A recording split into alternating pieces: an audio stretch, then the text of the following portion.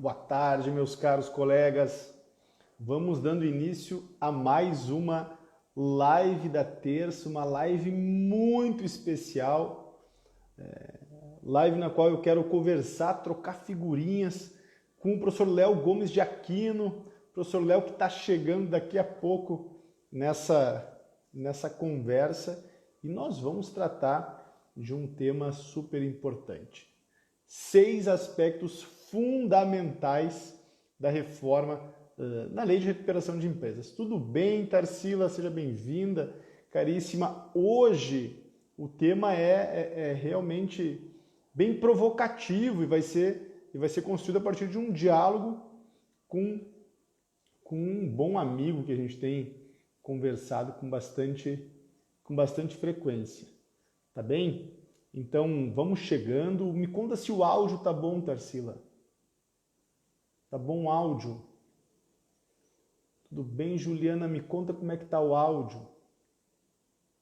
A ideia hoje é conversar sobre 4 aspectos fundamentais na reforma da Lei de Recuperação de Empresas. Tudo bem, Javes? Tudo bem, Tarsila? Vamos lá, então. Léo, vou te chamar aqui, meu velho. Vou te chamar aqui. Vamos começar a nossa conversinha. Vamos lá. Sejam bem-vindos, sejam bem-vindas. E hoje vai ter um bate-papo muito interessante. Olá, Marcelo. Tudo bem, Léo? Tá me ouvindo bem? Como é que é? Estou ouvindo bem, sim. Vamos ver o pessoal aí. O que o pessoal diz? Em primeiro lugar, eu quero dizer que é uma satisfação dar início ao ano, né? Nós estamos na segunda semana ainda no recesso, conversando com você, meu velho. A gente tem trocado muita figurinha e abrir esse ano com você é uma alegria, e eu falo isso de coração mesmo. Eu sinta-se abraçado por este colega de jornada que tem a honra de trocar figurinhas sobre um tema fundamental aqui, 6 aspectos importantes da reforma da Lei de Recuperação de Empresas. Mas eu vou fazer o seguinte, eu quero que você conte para o pessoal que me acompanha a sua caminhada, né? E aí a gente começa o nosso bate-bola. Beleza, Marcelo. Obrigado pelo convite. É sempre um prazer falar sobre esse tema que nos é árido e tão interessante, né? Tão instigante. Pessoal, eu sou de Brasília, né? Eu moro atualmente em Brasília desde 2005, eu atuo aqui em Brasília na docência e na advocacia, mas a minha formação inicial, Marcelo, é do interior de Minas Gerais. Né? Eu me formei no interior de Minas, na cidade de Divinópolis, né? Lá no finalzinho do século passado, e depois de 1 ano e meio, 2 anos de advocacia na área empresarial, eu optei por fazer um mestrado na Universidade de Coimbra. E aí eu fui para lá em 2001, fiquei em 2001 até meados de 2005 estudando, e quando me retornei, eu retornei para Brasília com ofertas de emprego. Atualmente eu trabalho aqui, né, em Brasília, na área da educação, como professor e advogado na área de assessoria de processo de falência e recuperação de empresas. Né? Essa é mais ou menos a minha trajetória. Né? Que legal, cara, que legal. Então chegou em Brasília para atuar na docência, na disciplina de recuperação, disciplina de direito empresarial, na verdade, né? Porque o que acontece? Eu cheguei em 2005, a lei tinha acabado de modificar. Então foi um trabalho árduo que a gente vem desenvolvendo aqui, não é? Tanto na academia como também na Escola Superior da Advocacia. E a gente aqui, junto com alguns outros profissionais, também fazemos cursos, né? Na época presenciais, de administradores judiciais. Né? Olha só. Você atua também como administrador judicial ou não? Não, eu atuo como assessorando advogados na área, mas não como administrador judicial diretamente. Que interessante. Na minha opinião, é meio complicado você estar na mesma comarca, vamos usar essa expressão, atuando nos 2 polos, né? Na minha opinião, é um pouco complicado, né? Você ter isso. Sabe que a gente viveu essa experiência, né? A gente começou atuando como administrador judicial e, em determinado momento, começamos a promover recuperações judiciais.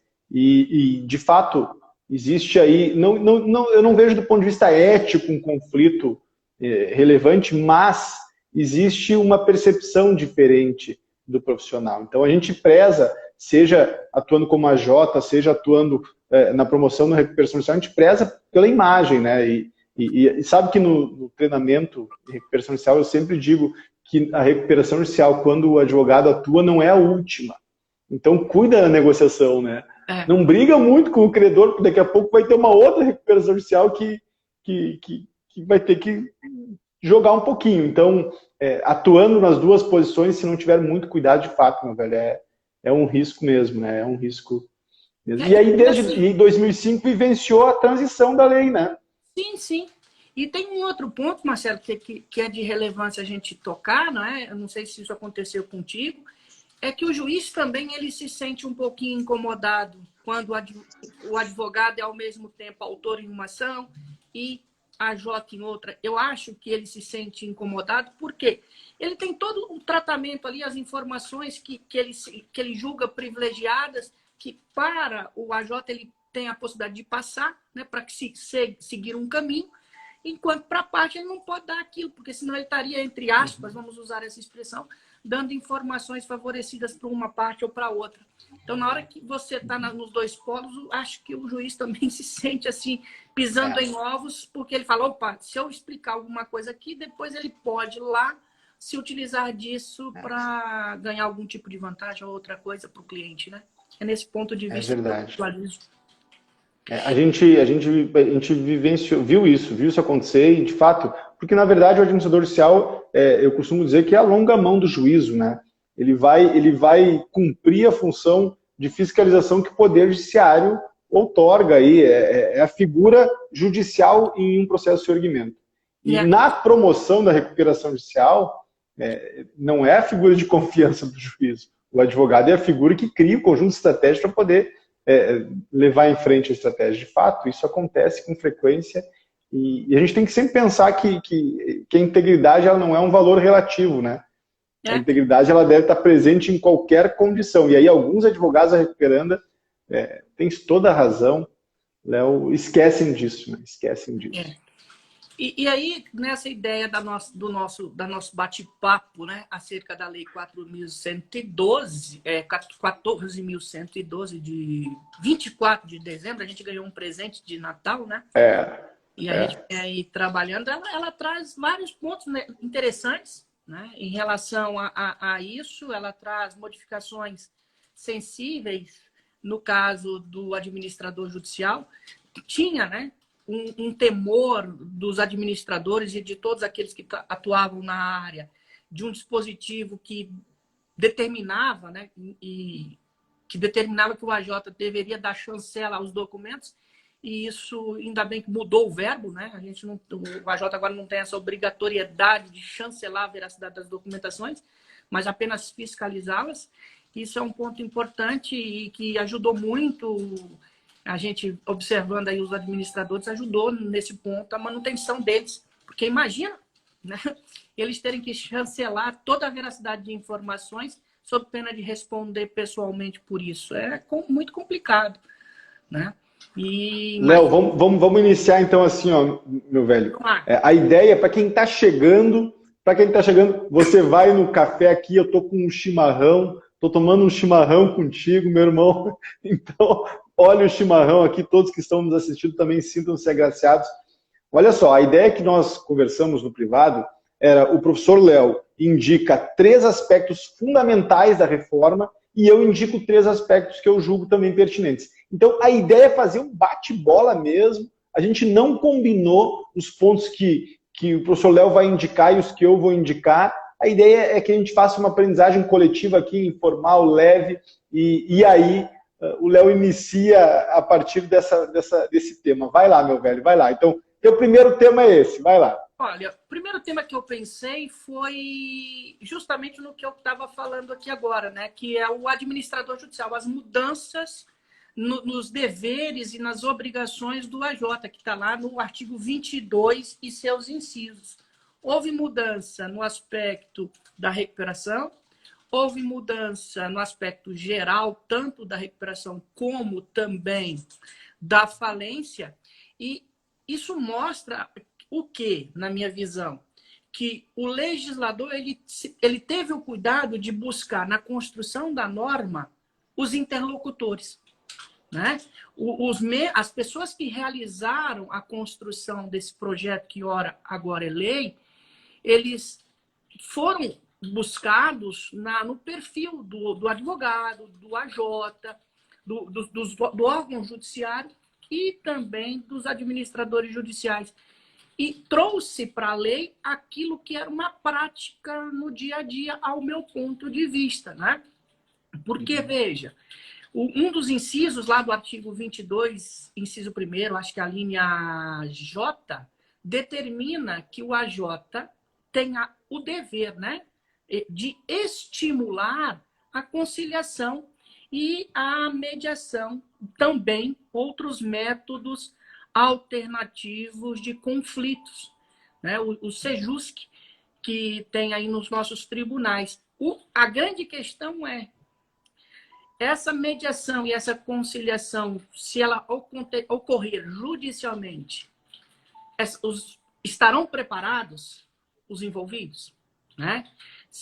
Porque você tem o SEJUSC que está lá focado na questão de família, de sucessão e etc. Mas será que ele está preparado para auxiliar junto com o AJ na construção de uma resolução harmoniosa entre os envolvidos num processo de recuperação, por exemplo? Né? Porque você tem um devedor e você tem vários credores, né? Então, é uma questão que ainda, no meu ponto de vista, deve ser construído pela prática e no dia a dia. Outros pontos são mais simples, né? Como manutenção de uma página da internet onde vai constar as principais peças do processo, principais informações. Isso já vem sendo usado, né, constantemente, sem nenhum problema. Agora, uma coisa que me chama a atenção é o trabalho do AJ quando tiver falência e tiver que analisar os processos ou as habilitações ou os requerimentos de créditos da Fazenda Pública. Esse vai dar um trabalho bem extenso, justamente porque é a primeira vez que a administração pública, a Fazenda Pública, vai fazer isso. Até pouco tempo, ela simplesmente fazia penhora no rosto dos autos e diz, olha, eu tenho esse crédito para receber, ponto. Sabe que eu vou dialogar com você sobre esse primeiro aspecto da mediação. Qual é o risco? Vamos pensar o seguinte, Léo, tem advogados aqui que defendem credores, tem advogados aqui que pretendem ou já atuam como AJ, e tem advogados que promovem recuperações judiciais. E aí vamos pensar no seguinte, o advogado que promove recuperação judicial, ele pensa assim a respeito desse inciso acerca da mediação. Ele pensa, eu vou construir um acordo, né, um acordo que vai... um pouquinho de maleabilidade, ambos vão ceder um pouquinho, o credor vai ceder um pouco do seu crédito, o devedor vai também aceitar um pouquinho, enfim, ambos vão, em tese, perder um pouquinho para ambos ganhar. Qual é o risco que eu vejo do ponto de vista do credor?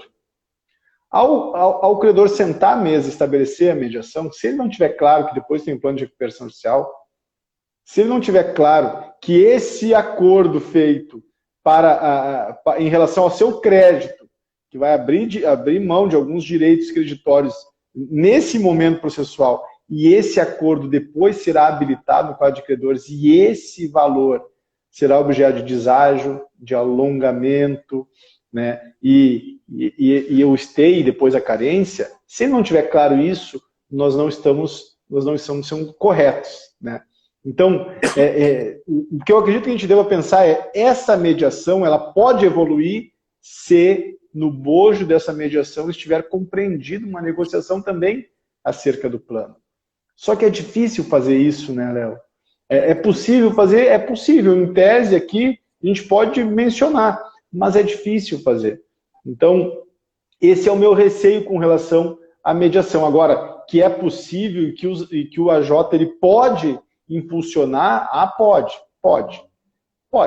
Nos limites da negociação, porque a livre concorrência também implica nisso, né? A negociação do plano de recuperação, às vezes, favorece atenção a alguns credores e deixar em segundo plano outros, né? Então, mas é interessante. Eu ainda levanto a bola no sentido do seguinte, Marcelo.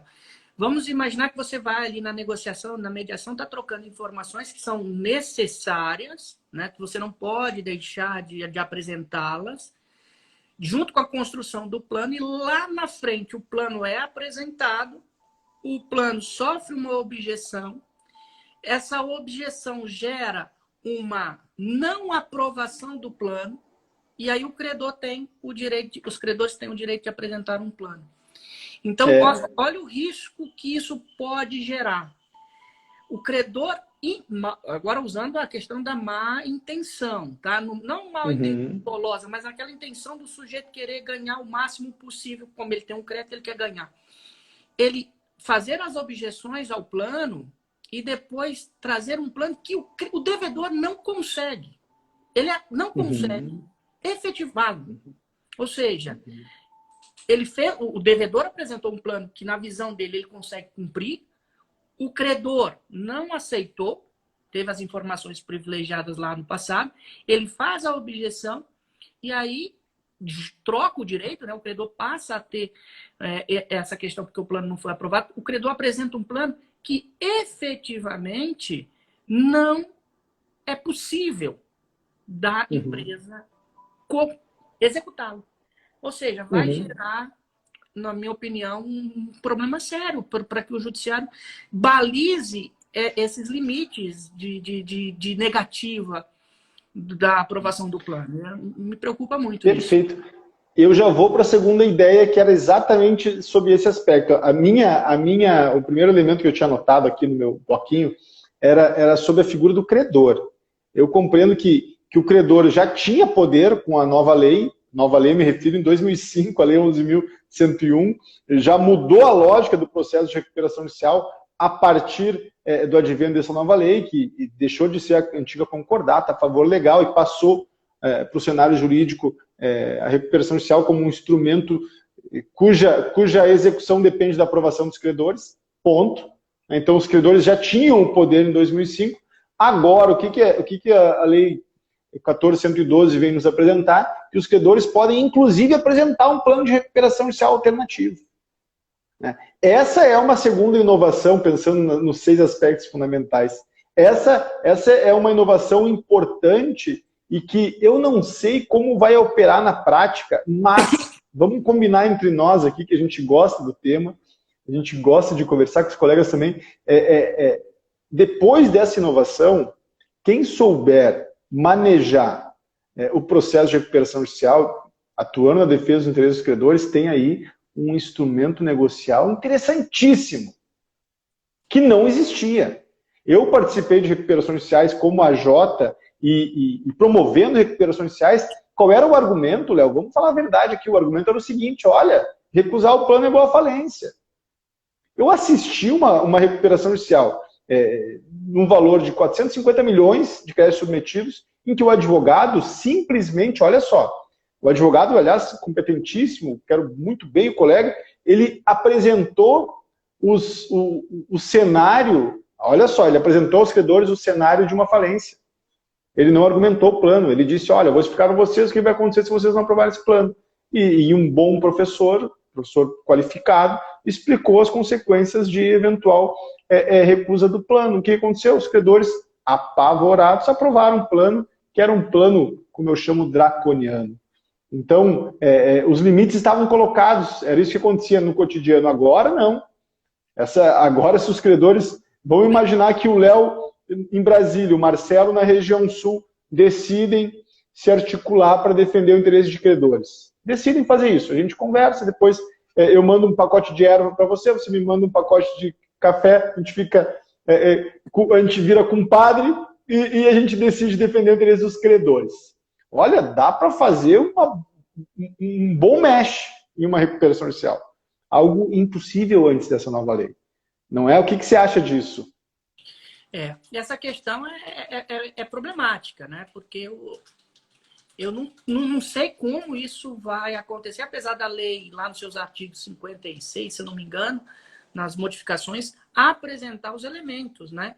necessários para que aconteça o caminho da apresentação do plano. Mas como eles vão construir? São tantas pessoas, como que esses credores vão construir? Cada um com seu interesse, cada um pensando em si. Ou, no máximo, se a legislação fosse um pouquinho melhor, ela poderia ter dialogado não com os credores, mas dialogado com um comitê de credores. Porque aí você tem 4.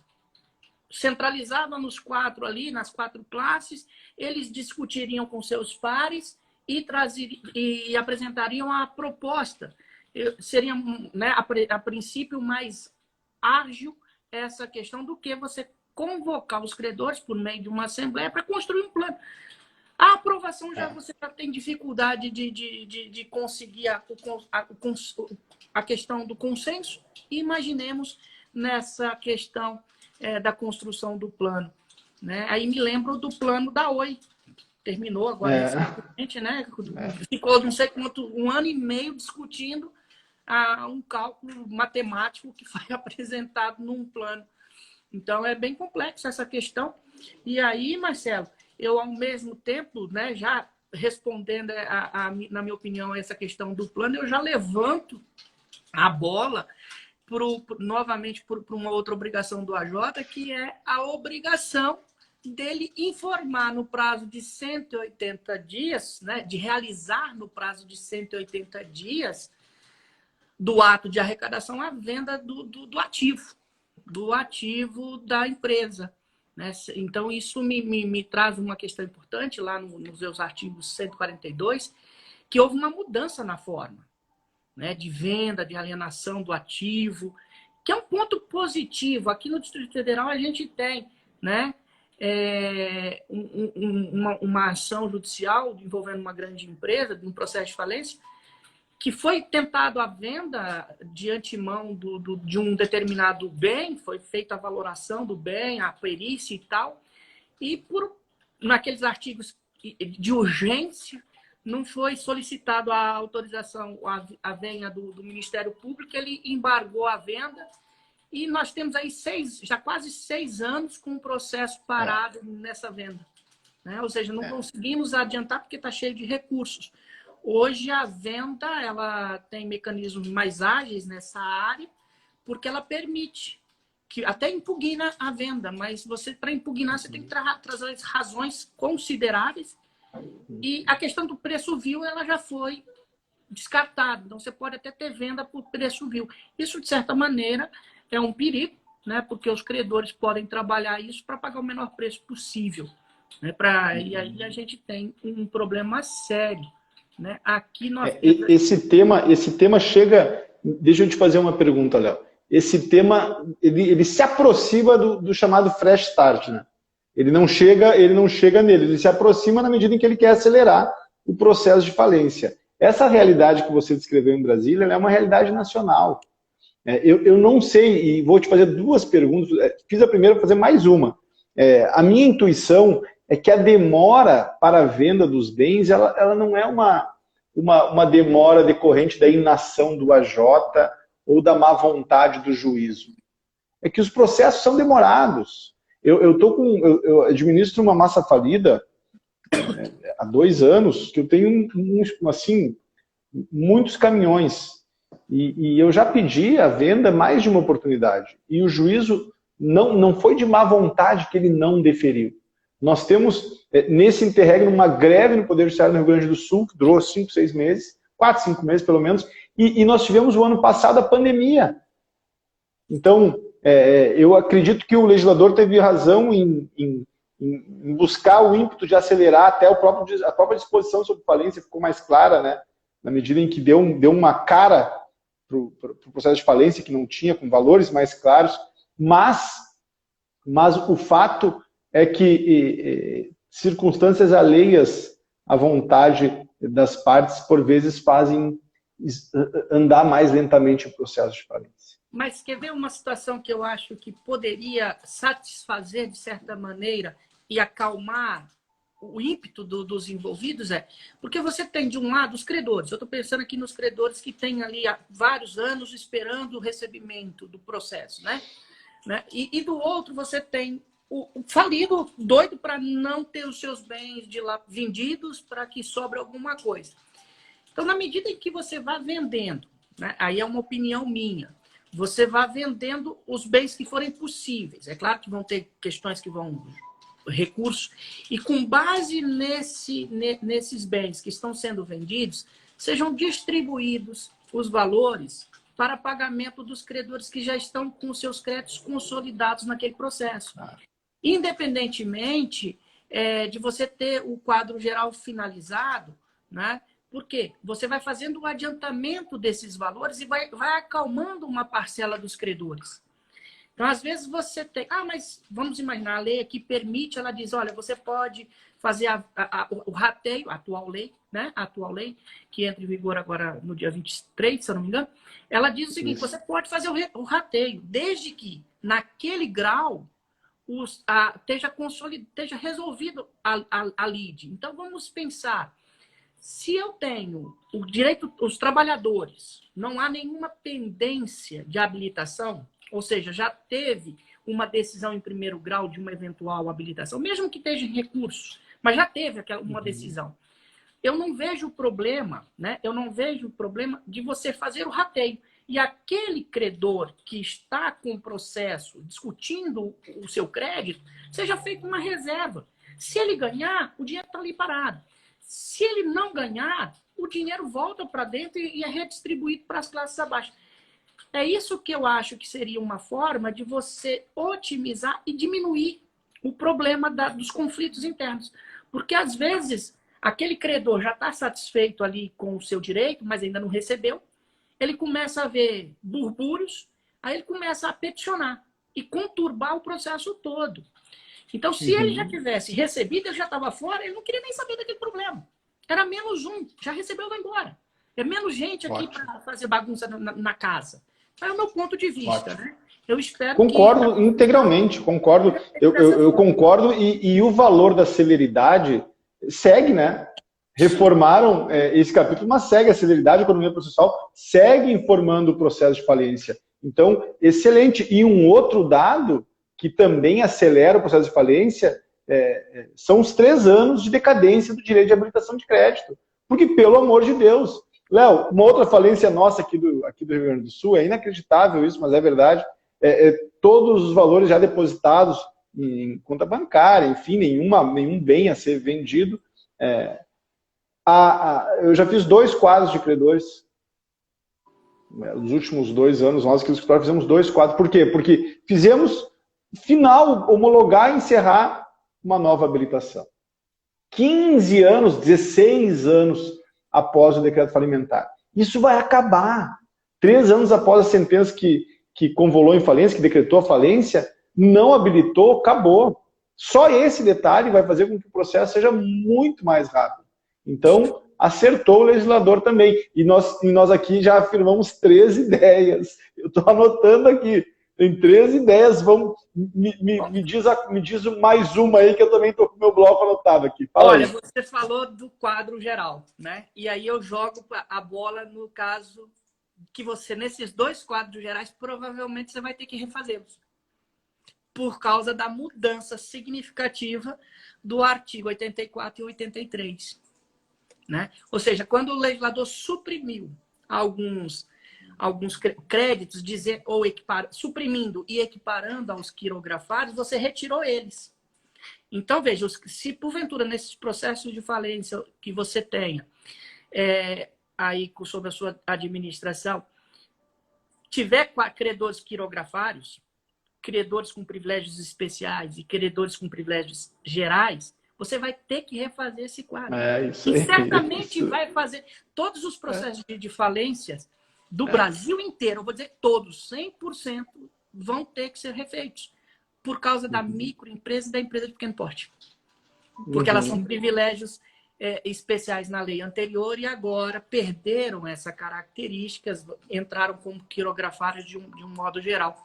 Né? Desse ponto, vão ter que ser refeitos. Qual é o prazo que o AJ vai ter para fazer isso?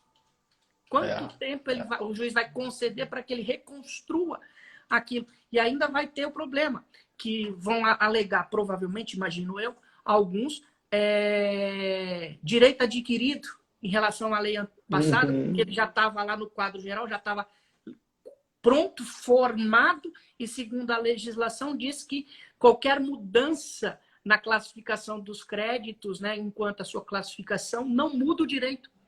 Então, vamos ter problemas aí que vai aos tribunais superiores e, infelizmente, vai sobrecarregar ainda mais o direito. E aí, uma forma de resolver isso é como? Pagando essas pessoas de forma privilegiada? Acho que não, porque a nova lei ela aplica-se automaticamente da entrada em vigor, né? E um outro ponto, né, Marcelo, que eu vi aqui é a questão da convolução da falência, da recuperação em falência. Né? O legislador aqui ele permite outras formas de convolução. Eu não sei se você está de acordo com essa mudança ou não. Eu queria ouvir a sua opinião nesse caso. A minha leitura foi que o legislador outorgou muito poder ao fisco. Digo isso com todo cuidado, mas é verdade, porque a Procuradoria-Geral da Fazenda Nacional pedir a falência de uma empresa em recuperação judicial me parece desarrazoado. Né? O conceito de liquidação substancial, né? Como é que é a expressão jurídica que está no texto de lei, de assim, conforme as condições do dispositivo do artigo está aberto aqui, vamos ver junto. É a lei 10.000, a 10.000 alguma coisa que alterou. Mas o fato é que a Fazenda Nacional pode, a partir dessa legislação, pedir a falência em razão da hipótese de liquidação substancial da empresa. A expressão não é liquidação, mas é algo assim, esvaziamento substancial, esvaziamento patrimonial, é algo assim. E isso não faz o menor sentido num plano de recuperação judicial. Porque, eventualmente, a empresa em recuperação judicial, ela pode, sim, criar o PIs, compreendidas e aprovadas pelos credores, chanceladas pelo juízo, e, claro que vai ter um esvaziamento, uma diminuição do patrimônio. Né? E aí tem uma outra questão de fundo, que é eventual descrença da Fazenda Nacional na recuperação judicial, mas aí é outra conversa. Voltando para esse tema, no meu ponto de vista, a ampliação do leque de convolução e falência não nos ajuda, com relação ao poder do fisco especialmente. Né? Mas há outras variáveis, aí, por exemplo, ficou muito claro que a recuperação judicial só será homologada a partir da regularização do crédito fiscal, de modo muito peremptório, muito forte. O STF, ano passado, se manifestou mais ou menos nesse sentido. Então, eu não sei se é o caso de se olhar com tanta atenção o crédito fiscal que segue não se submetendo. Né? Então, vê bem, eu vou fazer uma relação aqui e voltamos para esse dispositivo. O crédito trabalhista, na forma que foi reescrito o artigo 54, o crédito trabalhista ele foi quase dito, olha, vai sofrer deságio. Porque antes do artigo 54 tinha o parágrafo único ponto. Agora diz, olha, se for pagar integralmente, pode alongar em mais 2 anos. É mais ou menos isso. Então, se eu for alongar em 3 anos, tem que ser o pagamento integral. E se eu for pagar apenas de 1 ano, a conclusão lógica, vai acontecer o que está acontecendo já. Então, deságio brutal. O crédito trabalhista era o crédito que tinha a maior proteção na recuperação judicial. Com esse viés fiscalista, o que tende a ocorrer é o crédito trabalhista também sofrer um deságio daqueles graves que a gente seguidamente menciona, e o crédito fiscal, ao mesmo tempo que tem uma ampliação do parcelamento, isso é positivo, mas o crédito fiscal segue rígido e um pouquinho mais protegido em razão do poder do fisco de eventualmente pedir convolução e falência. Então, essa mais ou menos a minha leitura, mas eu também quero saber a tua opinião a esse respeito. Você concorda sobre o crédito fiscal, sobre o crédito trabalhista, perdão, concorda com a leitura que eu fiz agora? Sim, eu concordo. Eu acho que... Mas, por um outro lado, Marcelo, apesar de acontecer esse desprivilégio, né, essa diminuição do poder do credor trabalhista na recuperação judicial, abriu-se uma porta para as empresas que me parece um pouco interessante, que é a recuperação extrajudicial agora permitir os trabalhadores.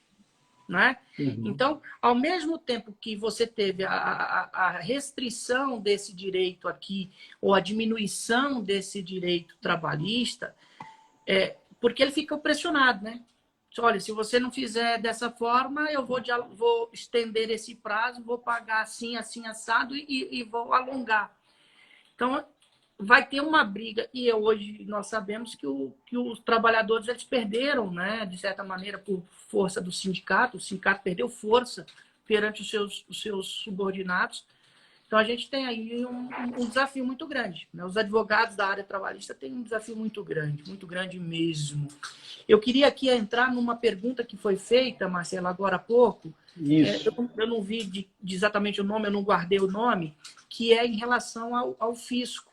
Alguém fez uma pergunta aí, se você tiver como retornar. Eu acho que a pergunta foi feita, quer ver? Vamos ver se eu acho aqui. Eu estava tão empolgado ouvindo as suas considerações que eu não consegui. Faz de novo, quem fez a pergunta, faz favor. Achei. Achou? Vai lá então. É a Natasha Prado. Ela fez assim, ó, como funciona a habilitação da fazenda pública se não é mais pela penhora no rosto dos autos, né? Então, Natasha, como acontece agora? Foi criado um artigo novo, o artigo 7-A, que determina, né, que a fazenda pública conste da relação do edital da decisão, ou da falência ou do edital da recuperação. Então, eu tenho que constar essa informação nesse edital. E, após isso, eu tenho que intimar a fazenda pública para que ela apresente os seus créditos ao processo. E é claro que, ao apresentar esse crédito, eu não posso, como outra parte, ou seja, como um credor normal, questionar a legalidade desse crédito, né, no tange à sua materialidade. Né? E aí, se eu quiser fazer isso, eu vou ter que buscar o juízo da Fazenda Pública. Isso. O que eu vejo de dificuldade é aí, né, puxando um pouquinho a orelha dos responsáveis por essa área na Fazenda Pública, é a falta de conhecimento prático no exercício disso, porque isso é novo para eles. Né? Os procuradores da Fazenda, eles não têm o hábito de fazer isso, de atuar nos processos de falência, porque o Código Tributário Nacional diz que não há habilitação no processo. E aí, o que vai acontecer? Ele vai chegar, vai pegar a certidão de crédito lá do fisco e vai dizer, juiz, o meu crédito é tanto, ponto. E vai encaminhar. Então, os credores e o AJ, eles vão falar assim, opa, esse documento aqui traz o crédito, mas não traz ele da forma que deveria ser, que é escalonar cada um dos direitos. Porque o principal é uma coisa, os juros têm um limite, não é? A correção monetária, as multas são classificadas em outro momento. Então, vai ter um embate, pelo menos no primeiro momento, entre os procuradores e os AJs e o processo em si, de forma a demonstrar isso. Então, o que acontece? Você vai ter um prazo, se eu não me engano, um prazo acho que é de 15 dias, né, para você fazer essa informação. Depois, o falido, os demais credores vão ter um prazo para manifestar alguma objeção acerca do documento que foi apresentado pelo fisco, né? Pedindo, inclusive, eventuais esclarecimentos em relação àqueles valores, e o fisco vai também manifestar sobre isso. Né? Então, nós temos essas questões que são levantadas. Uhum. Né? Sabe que isso é mais um elemento a configurar o argumento que eu estava há pouco dizendo. O fisco acaba sendo com um pouquinho mais de força com essa legislação. Né? Com um pouquinho mais... por exemplo, o AJ, que pelo menos atuando em grandes falências, né? Porque falências pequenas, médias, a preocupação é um pouco menor com relação ao crédito fiscal, mas em grandes falências, o crédito fiscal tem poder de relevo. O AJ vai ter que discutir as execuções fiscais. O AJ vai ter que trazer um pouquinho do seu conhecimento na área tributária para discutir eventuais nulidades. Por outro lado, pensando só do ponto de vista do advogado que pretende atuar como AJ, eventualmente ele pode obter êxito em algumas discussões tributárias e alcançar honorários de sucumbência. Essa é uma área um pouco negligenciada da atuação do AJ, que eventualmente vai alcançar honorários talvez expressivos em algumas ações tributárias, especialmente em grandes falências, né, que era algo fora do script. Era algo talvez inimaginável, e a gente tem alguns casos sobre isso para contar, que são coisas quase inacreditáveis. Eu quero prosseguir aqui, chamando a atenção de outros... Eu estou com um bloco aqui com 10 pontos, mas é óbvio que nós não vamos mexer em 10 pontos. Nós vamos ficar nos 6 aqui. Que eu acho positivo, porque, na verdade, eu queria conversar sobre algumas questões que são amplamente positivas e que a gente vai concordar. Quer ver? Por exemplo, Assembleia Geral de Credores por via eletrônica. O que você acha a respeito disso? Assim, me fale a sua opinião. Vou ser contigo totalmente favorável, porque, veja, antes você tinha uma grande empresa, vamos pegar uma grande empresa, ela tem a sua sede, seu principal estabelecimento lá você é da cidade de Porto Alegre, Osório, Rio Grande do Sul. Pronto, você está em Porto Alegre, é capital, né? Mas eu estava pensando numa cidade lá no interior, lá na divisa com a Argentina ou com o Uruguai, alguma coisa assim. Coloca Santo Ângelo. Santo Ângelo, pronto. Lá em Santo Ângelo você tem uma empresa de médio, grande porte que tem a sua recuperação judicial solicitada e deferida. E ela trabalha com fornecedores e com credores pelo Brasil inteiro. O sujeito está lá no Amazonas. Aí ele tem um valor significativo. Ele fala, eu vou participar da Assembleia. Antigamente, o que ele tinha que fazer? Comprar passagem, ir até o local e lá participar. Acontece que, se não tem um quórum mínimo, ela não acontece. Não instala. Não se instala.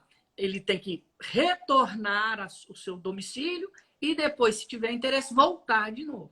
O que gera um custo muito alto. Além desse custo, tem o custo para a empresa em recuperação, para todo o arcabouço. Ou seja, você tem que ter o local, toda a estrutura física. Isso gera um custo. Tem custo de pessoas para auxiliar no exercício da Assembleia. Quando você faz a eletrônica, você precisa basicamente do quê? De um software. Né? De um software e de uma internet adequada. O sujeito de qualquer parte do país pode participar segundo os critérios de habilitação e de comprovação dos quórums. Isso é extremamente vantajoso. Né?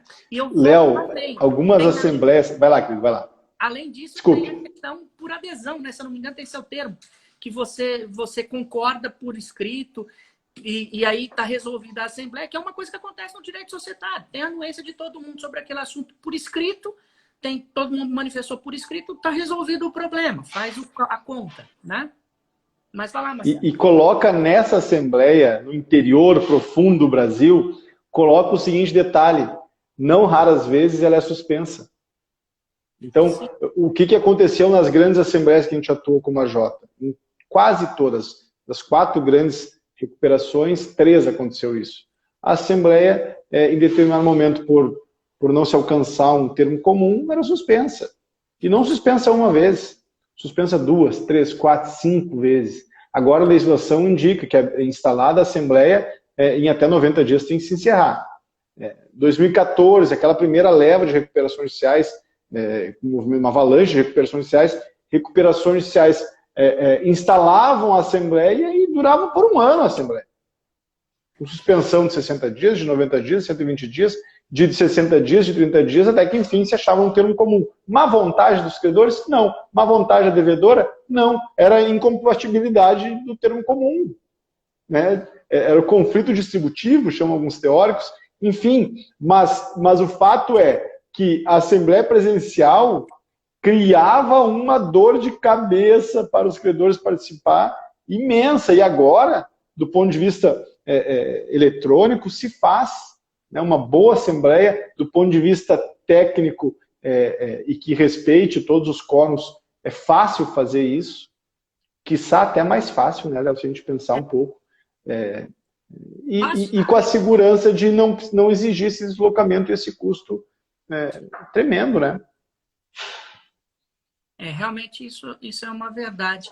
Marcelo, tem uma outra coisa aqui, só respondendo o Lívio.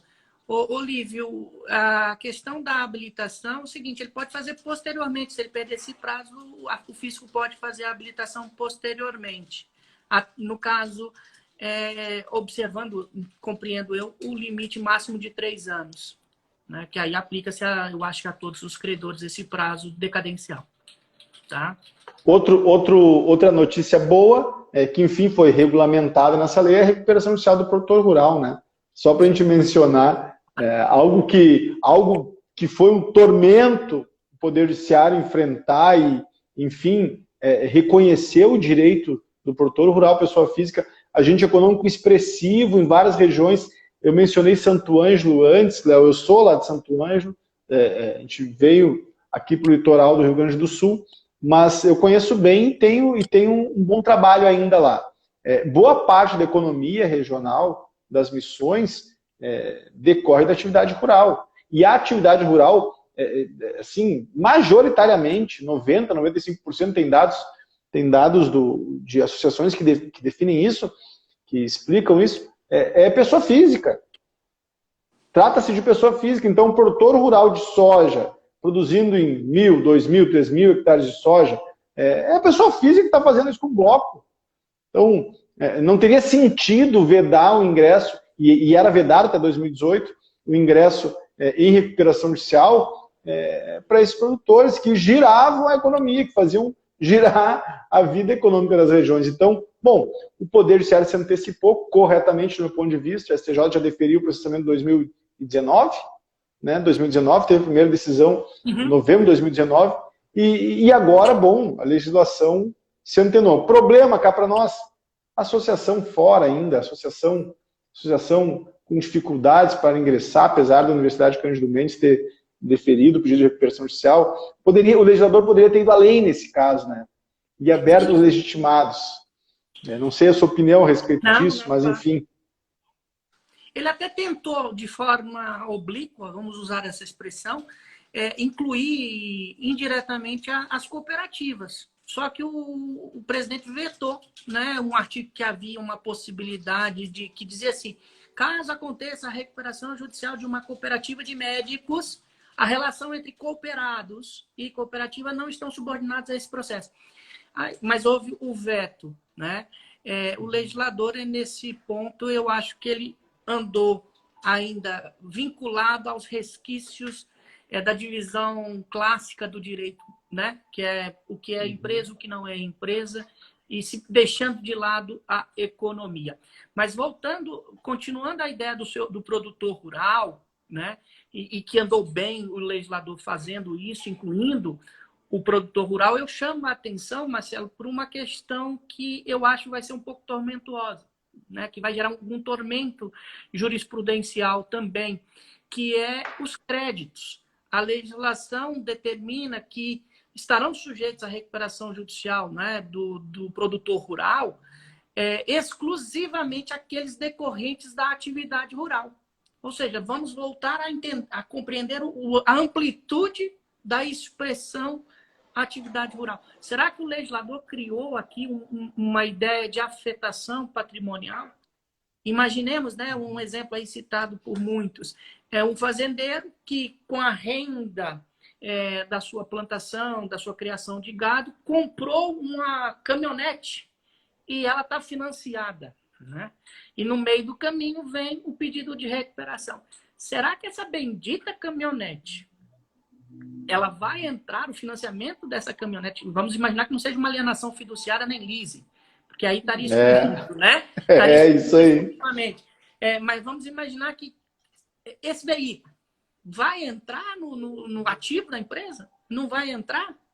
Né? Porque se for contrato de alienação, reserva de domínio ou leasing, ele está excluído, claro. Mas eu posso incluir isso aí como um ativo da empresa na recuperação? É um problema que vamos ter que vai ter que ser enfrentado aí pelos profissionais. Eu diria para ser um pouquinho malandro nesse nosso diálogo, eu diria que vai depender da malandragem do advogado. Porque a discussão desse tema pode fazer demorar o processo de recuperação judicial. Esse é o tipo de discussão, Léo, que o advogado da recuperanda traz para dentro da recuperação judicial, arrola na petição inicial bem, argumenta que é bem essencial, enfim, inclusive sendo um contrato de alienação fiduciária, excluído pelo parágrafo 3º do artigo 49, e essa discussão segue. E enquanto ela segue, o juízo não determina a GC. Agora, com a nova disposição também dos 180 dias, quem sabe renováveis, quem sabe mude um pouco essa tendência. Mas é esse tipo de discussão. E vamos imaginar o seguinte, uma recuperação judicial de valor expressivo, 20 milhões, produtor rural. Não é nada descabido. Boa parte dos produtores rurais tem esse grau de endividamento. Uma caminhonete custa 150, 200 mil reais. É esse tipo de discussão que pode levar um pouco esse dissenso a ir procrastinando o desenrolar da recuperação judicial. Mas o advogado da recuperanda provavelmente vai rolar. Né? E aí vai depender da qualidade dos advogados do credor. Tem um outro detalhe ligado ao produtor rural, e aí a presidência da República fez bem, e a gente também tem que sublinhar quando existe algo positivo nesse contexto de emergência de novas normas, é que a CPR tinha sido excluída, a CPR tinha sido excluída dos créditos que submetiam à recuperação judicial no PL 4458. E aí a presidência da República fez bem e vetou esse dispositivo. Então a CPR mantém-se nos créditos que submetem. Por que excluir a CPR de liquidação física? Seria colocar a recuperação judicial com uma perna apenas para andar, porque boa parte dos créditos do produtor rural são de CPRs. Ou seja, ela seria totalmente inócua, não iria alcançar o seu objetivo, que é a própria recuperação desse crédito, que ele não consegue, né, trabalhar com isso. Qual outro ponto que nós teríamos aqui para abordar? Eu vejo um outro problema que aqui o tribunal vai ter que trabalhar, confrontar jurisprudências, que é a questão da transnacionalidade dos processos, né? Sem adentrar muito aí nessa situação, porque o direito brasileiro ele é muito paternalista, ou seja, as decisões do STJ, do STF, é no sentido de dizer que uma falência decretada lá no exterior não afeta a empresa aqui de nenhuma maneira. E nós vamos ter que trabalhar isso agora por causa da nova legislação. Eu não sei se o judiciário está aberto a essa nova visão de, entre aspas, ingerência na competência absoluta do nosso tribunal, né? Então, eu acho que ainda vamos ter aí, até também, né, entrando num detalhe, o próprio conceito de principal estabelecimento ele vai precisar ser analisado novamente pelos tribunais. Porque hoje, vejam, o caso da Latam. A Latam foi lá para os Estados Unidos porque ela achou mais interessante promover o seu pedido de recuperação lá e dizer, olha, não, meus credores são aqui, os grandes credores são aqui que pode me gerar o maior problema em encerramento da minha atividade está aqui, eu vou pedir aqui o problema. E os credores do Brasil que eu me veja depois por lá. Então foi mais ou menos por aí a ideia, né? Eu diria que aí nós temos uma fragilidade, pelo menos na região sul, que são poucas as varas especializadas, né? Então, o que acontece? O juízo atua em tem varas únicas, né, que atuam em grandes recuperações judiciais. Então, esse tipo de discussão, eu acho que exige também que o Poder Judiciário se estruture com varas especializadas. Porque grandes empresas transnacionais em juízos que não têm a expertise nesse segmento pode criar graves problemas. Eu queria lançar uma última ideia minha aqui, Léo, depois eu quero que você comente essa minha leitura e faça as considerações também, porque nós estamos chegando no finalzinho, aqui quase 7 horas, sobre o financiamento da Recuperando. Deixa eu só fazer uma pergunta.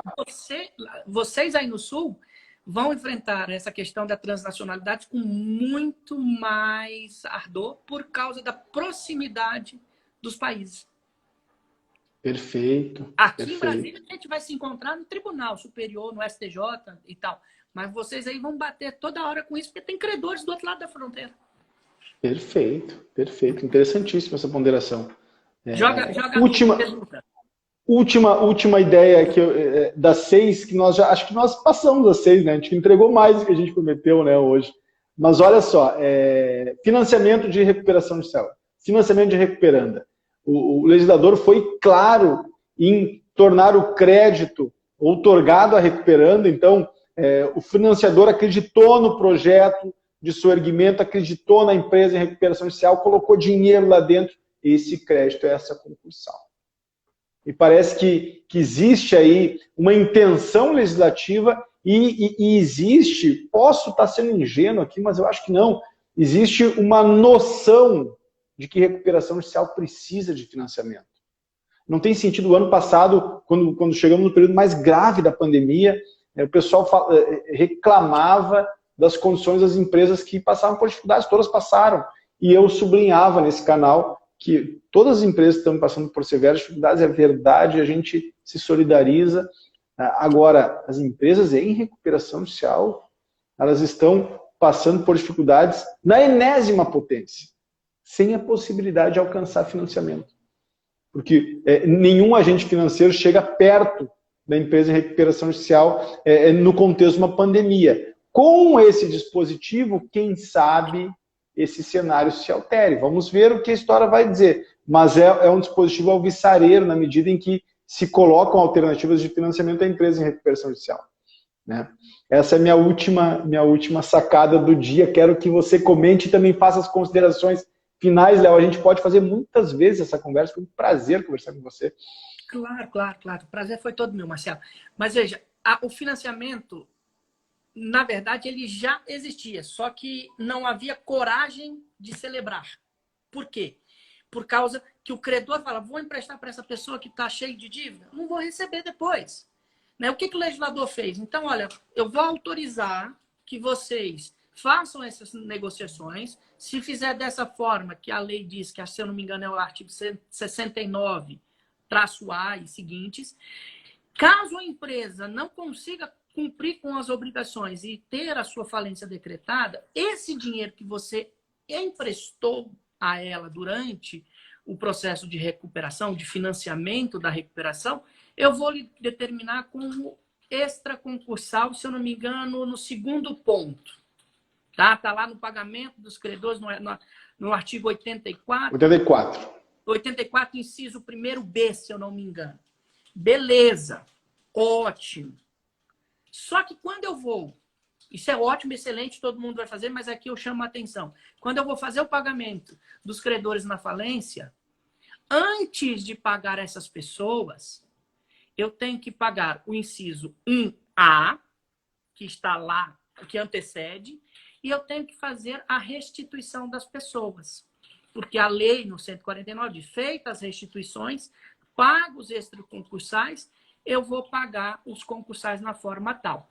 Então, veja, é um mecanismo que veio favorecer, né, atualizar, engrandecer e permitir uma maior viabilidade do processo de recuperação. O que vai determinar a necessidade disso ser efetivo ou não é a negociação das partes, né? E sempre ouvindo o quê? O comitê de credores em alguns aspectos, porque a lei diz que eu tenho que ouvir o comitê de credores para autorizar esses contratos de financiamento. Aí, será que todas as recuperações têm comitê de credores? Pois é, cara, pois é. Pois é, olha, a gente atua em dezenas, é um ilustre desconhecido, viu? Até pelas responsabilidades. Eu trabalho num escritório que eu presto assessoria que um dos advogados é, né, o responsável pelo Comitê de Credores Trabalhistas. E naquela determinado processo de falência, né, que é, o caso é o de falência, ele funciona. Agora, nos processos de recuperação, eu desconheço. Não. Né? Eu não conheço, eu também não conheço. A gente brinca aqui no escritório que é um ilustre desconhecido. Né? Mas, Léo, faça as considerações finais, meu irmão, para a gente fazer. São 19 horas, foi uma hora de conversa excelente. Eu quero já te convidar para fazer novamente, quando você estiver disposto. Vamos fazer mais conversa sobre esse tema interessantíssimo, né? Ô Marcelo, eu costumo sempre dizer o seguinte: nada melhor do que a gente estudar e acompanhar a evolução do dia a dia dos nossos estudos, né? Porque, veja, a gente tem que sempre continuar tudo o que precisa ser feito, né? A gente normalmente não podemos desistir do que iniciamos, né? As coisas e os resultados levam tempo para ser alcançados, né? Nós temos que ser pacientes. E o processo de recuperação e o processo de falência reflete isso. Você precisa ser paciente, ser otimista, trabalhar sempre da forma mais límpida e transparente para alcançar os seus resultados. Então, muito obrigado por me dar essa oportunidade de estar aqui com você, falando sobre esse tema que para mim é um tema muito interessante e prazeroso. Estou aberto a sempre participar de você dessas lives na terça-feira. Que bom, que bom. Eu que agradeço a tua disponibilidade. Só falar aqui, queria agradecer o pessoal que entrou aqui, né? O Siriano, o Diogo, o Lívio, a Stephanie, a Jaqueline, a Natália, entre outros que entraram aqui, que são amigos pessoais. Muito obrigado, pessoal, pela presença. Que bom, Léo, que bom, cara. Eu quero agradecer sinceramente a tua disponibilidade. Eu acredito que a gente já tinha uma afinidade de diálogo aí nas passagens digitais que a gente transitou, e me dá muita alegria poder trocar figurinha durante essa hora sobre temas tão relevantes e com essa audiência tão atenciosa e generosa, né, que nos brindou com atenção durante essa hora. Então, obrigado, meu velho. Obrigado a todos os colegas que acompanharam essa live. Vai ficar disponibilizado na página. Natasha fez uma pergunta no final. Me envia essa pergunta que eu respondo, querida.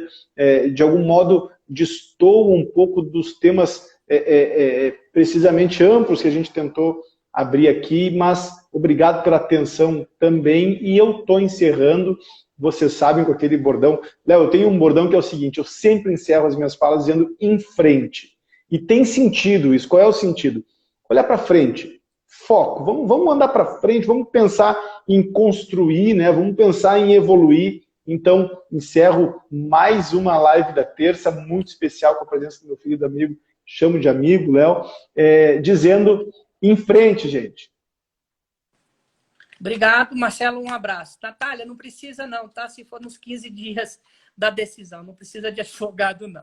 Só depois dos 15 dias. Na habilitação retardatária precisa. Tá bom? Um abraço, Marcelo. Obrigado.